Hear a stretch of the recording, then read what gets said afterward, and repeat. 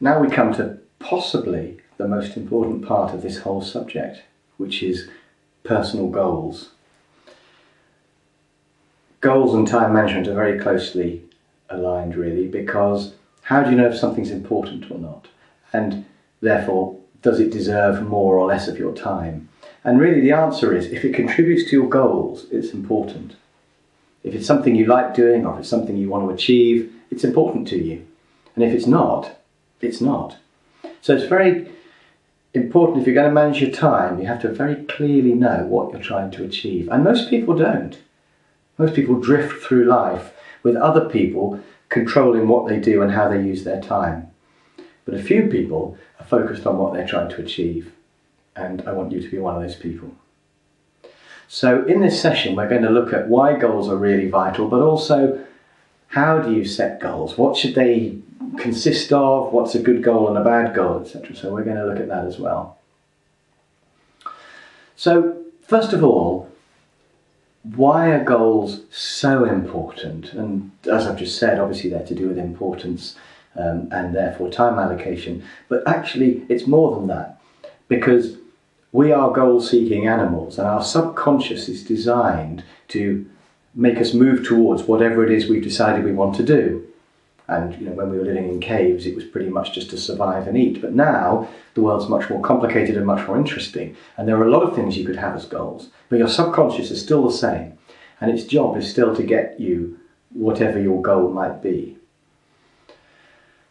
So what sort of goals might you have? Well, a lot of books bang on about achieving things, and achievement's the thing. But I actually think that goals fall into two parts, achieve and enjoy. And achieve is really to do with the future. It's to do with doing things now that you may not want to do in order to achieve the results you want to achieve.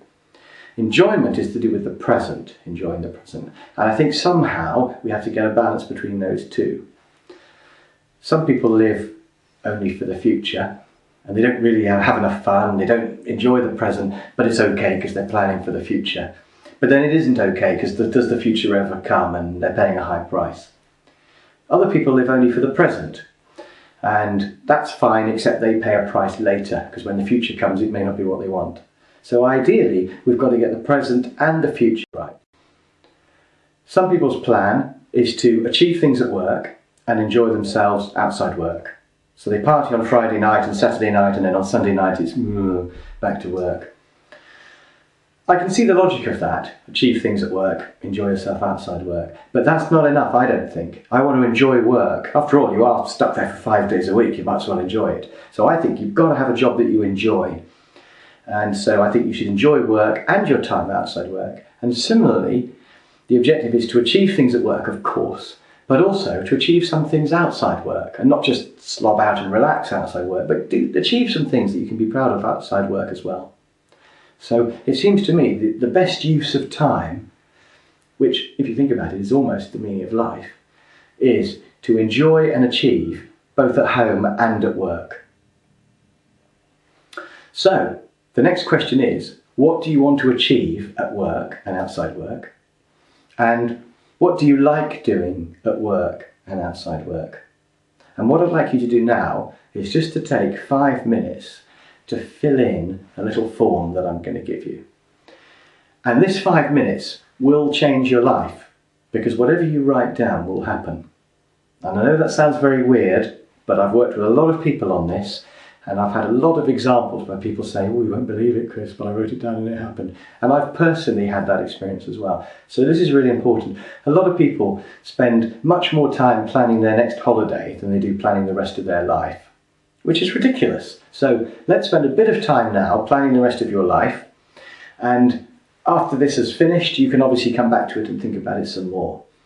So what we've got is a little matrix with enjoy and achieve and home and work. And I want you to think of some goals that go into all 4 of those boxes. Don't worry about whether they're big enough or whatever, just bung some stuff down. If you're not sure which box it goes in, it doesn't matter, just stick it in one of the boxes, but try and get some things in all 4 of the boxes. Okay, over to you.